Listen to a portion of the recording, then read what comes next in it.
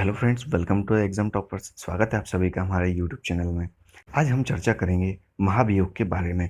महाभियोग क्या है, इसके क्या नियम हैं, यह किन पर लगाया जाता है और इसकी क्या प्रक्रिया है। तो आगे बढ़ने से पहले यदि आपने चैनल को सब्सक्राइब नहीं किया तो सब्सक्राइब कर बेल आइकन को प्रेस कर लें ताकि आपको लेटेस्ट वीडियोज़ की नोटिफिकेशन मिल सकें। तो इस वीडियो में हम महाभियोग की प्रक्रिया एवं महाभियोग से जुड़े जो भी महत्वपूर्ण तथ्य हैं उनके बारे में डिस्कस करेंगे। तो इसलिए वीडियो को आप एंड तक जरूर देखें ताकि आपके सारे डाउट क्लियर हो सकें। तो आइए शुरू करते हैं। जब किसी बड़े अधिकारी या प्रशासक पर विधानमंडल के समक्ष अपराध का दोषारोपण होता है तो इसे महाभियोग कहा जाता है।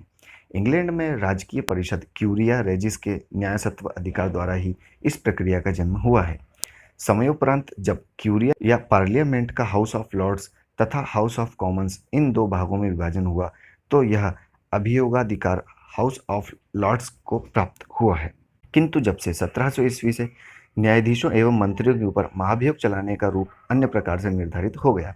महाभियोग का प्रयोग समाप्त प्राय है। इंग्लैंड में कुछ महाभियोग इतने महत्वपूर्ण हुए कि वे स्वयं इतिहास बन गए। उदाहरण के लिए हम चर्चा करें तो 16वीं शताब्दी में वॉरेन हेस्टिंग्स और लॉर्ड मेलविले, हेनरी उंडस जिनका नाम था, इनके ऊपर महाभियोग सतत स्मरणीय है। अब हम भारत के परिदृश्य में बात करें तो भारतीय संविधान में महाभियोग भारतीय संविधान में इस प्रक्रिया को संयुक्त राज्य अमेरिका के संविधान से लेता है। महाभियोग वो प्रक्रिया है जिसका इस्तेमाल राष्ट्रपति और सुप्रीम कोर्ट या हाई कोर्ट के जजों को हटाने के लिए किया जाता है, जिसका जिक्र भारतीय संविधान के अनुच्छेद 61, 124, 4, 5, 217 और 218 में मिलता है। महाभियोग एक अर्ध न्यायिक प्रक्रिया है जो निम्न है। सर्वप्रथम संसद का कोई सदस्य राष्ट्रपति पर संविधान के अतिक्रमण का आरोप लगाए तो उसके लिए कुछ शर्तें होती हैं। यह आरोप एक संकल्प के रूप में होना चाहिए, कम से कम 14 दिनों की पूर्व सूचना के बाद प्रस्तावित हो। सदन की कुल संख्या का कम से कम 1/4 सदस्यों द्वारा हस्ताक्षरित संकल्प प्रस्ताव होना चाहिए।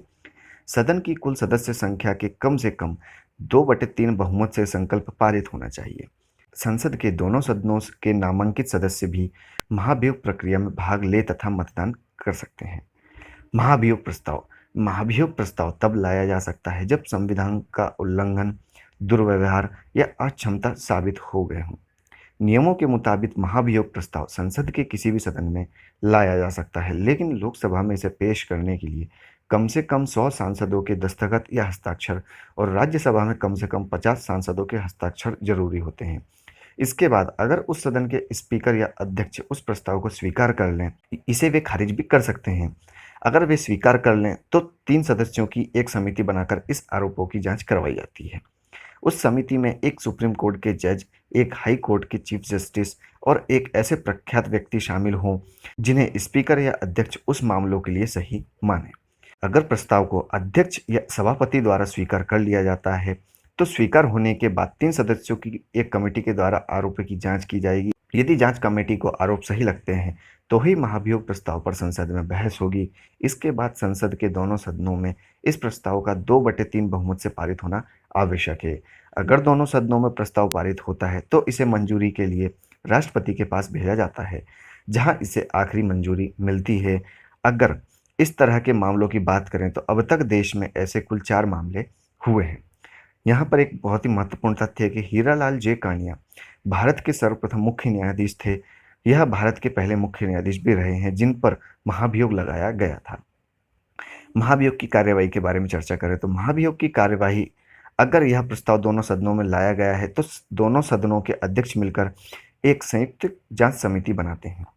दोनों सदनों में प्रस्ताव देने की सूरत में बाद की तारीख में दिया गया प्रस्ताव रद्द माना जाता है।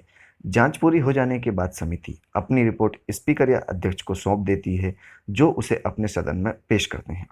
अगर जांच में पदाधिकारी दोषी साबित हों तो सदन में वोटिंग कराई जाती है। प्रस्ताव पारित होने के बाद उसे सदन के कुल सांसदों का बहुमत या वोट देने वाले सांसदों में से कम 2/3 का समर्थन मिलना आवश्यक होता है। अगर दोनों सदनों में प्रस्ताव पारित हो जाए तो राष्ट्रपति के पास भेजा जाता है। किसी जज या न्यायाधीश को हटाने का अधिकार सिर्फ राष्ट्रपति के पास है। भारत में आज तक किसी जज को महाभियोग लाकर नहीं हटाया गया है, क्योंकि इससे पहले के सारे मामलों में कार्यवाही कभी भी पूरी नहीं हो सकी है। या तो प्रस्ताव को बहुमत नहीं मिला है या फिर जजों ने उससे पहले ही इस्तीफा दे दिया है। तो यह थी पूरी जानकारी एवं प्रक्रिया महाभियोग के बारे में। उम्मीद है इस वीडियो में आपके सारे डाउट क्लियर हो गए होंगे। अगर आपको वीडियो पसंद आया है तो वीडियो को लाइक कर शेयर करना ना भूलें।